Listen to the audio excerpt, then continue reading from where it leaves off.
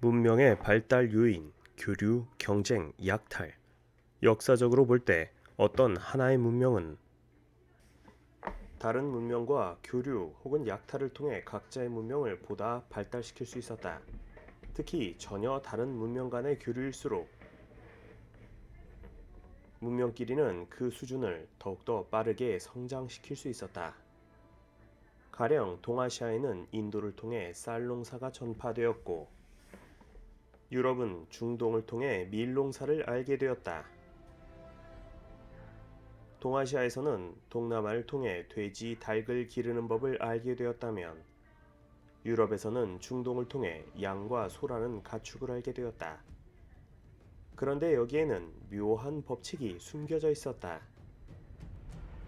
문명 간의 교류는 횡축으로는 빈번하게 일어나도 남북 종축으로는 좀처럼 일어나지 않았다는 것이다. 대체 왜 그랬을까?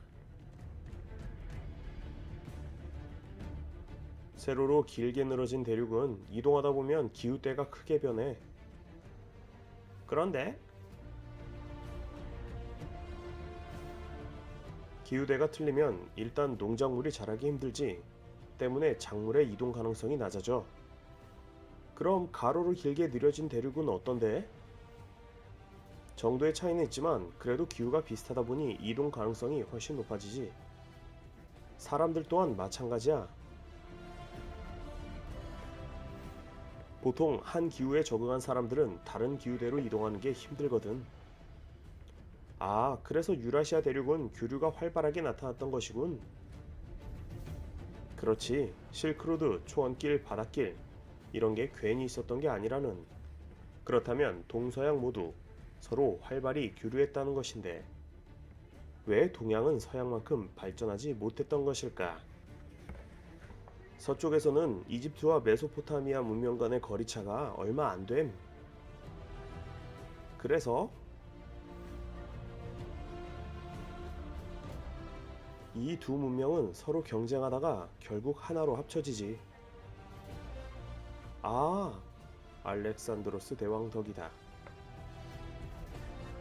그리고 곧 동지중해 문명과도 합쳐지니 결국 지금으로부터 2300년 전이 되면 유럽과 아프리카, 소아시아 모두가 하나의 문명권으로 통합되는데 이렇게 서로 다른 세계 문명이 합쳐졌으니 기술의 축적이 어마어마했지. 이집트의 건축술, 중동의 문자와 수레, 동지중해의 항해술, 야금술 등 이런 모든 것들이 하나의 문명권으로 합쳐졌어. 아, 그렇겠구나. 그리고 결국 그런 문명의 집합체가 바로 로마 제국이었지. 마레 노스트룸. 자신들만의 바다를 가져본 적이 있는가? 로마는 하루아침에 이루어진 게 아니라더니 이런 출생의 비밀이 있었구나. 그렇지. 애초에 이탈리아인들만 엄청난 천재라서 콜로세움과 판테온을 세울 수 있었던 건 아니야. 그런데 이런 찬란한 문명을 고스란히 털어먹은 부족이 나중에 나타나지. 게르만족이로군. 맞았어. 이웃에 엄청난 부잣집이 있었고 그걸 털어먹었기에 게르만족들은 그렇게 빠르게 성장할 수 있었던 거임. 어째서 똑똑한 동아시아인들은 서유럽보다 발전하지 못했나? 하지만 동아시아의 경우는 어땠을까? 유라시아 동쪽에서 혼자 외떨어져 있던 동아시아 문명은 불행히도 다른 문명들과 너무도 거리가 멀었고 그런 고립된 문명 안에서조차 터줏대감이었던 중국은 지나치게 크게 자리를 잡고 있어 좀처럼 경쟁자가 나타나지 않았다. 그러다 유목민족들이 밀고 내려와 중원대륙을 약탈하거나 정착하게 되더라도 워낙 중국인들에 비해 쪽수가 적었던지라 결국 중국 문명에 그대로 동화되고 말았다. 때문에 동아시아 문명에서 외부 문명의 유입이란 매우 부족한 부분일 수밖에 없었고 19세기 후반이 돼서야 겨우 서양 세계에 의해 근대 문물을 접하게 된다. 결국 식민지 근대화인가? 어차피 스스로의 힘으로만 발전한 문명은 전 세계 어디에도 없어. 로마도 에트루리아의 식민지였다. 하지만 실망하긴 이르다.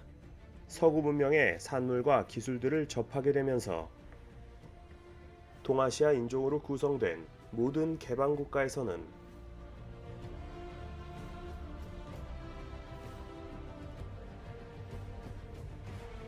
예외 없이 고도 성장을 구가하며 경제적인 번영을 누리고 있기 때문이다.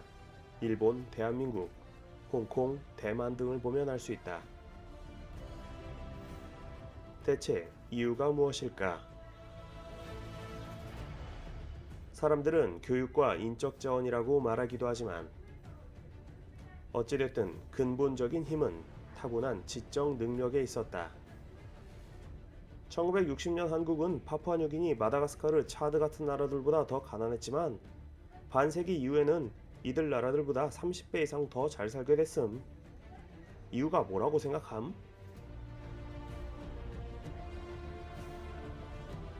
그런데 잘 생각해보면 북한도 우리와 지능이 똑같다. 똑같은 민족으로 이루어져 50년 동안 다른 체제와 다른 지도자 사이에서 발전했던 두 나라인 대한민국과 북한을 보면 과연 인종적으로 우수해서 발전했는가? 아니면 시스템과 소수의 뛰어난 사람들 덕분에 발전했는가에 대한 고민을 더욱 심하게 하게 한다. 결국 역사적으로 문명의 발전은 특정한 지역에서 매우 유리했고 위치 선정이라는 이 행운이 따라줘야 했기에 전통시대 인류 문명은 불평등하게 발전할 수밖에 없었지만 오늘날 세계는 문명 발전 방법을 그 어느 때보다도 개방적으로 공유하고 있기 때문에 문명의 발전도는 점점 인간 본연의 자질에 맞게 수렴되고 있는 추세라 볼 수도 있다. 물론 현대 문명에 있어 서양이 그동안 쌓아놓은 게 엄청나기 때문에 아직도 잘 나간다는 것은 부정할 수 없다. 때문에 낙후된 전통 시대를 가졌다고 애써 패배의식을 느끼며 자조할 필요는 없다.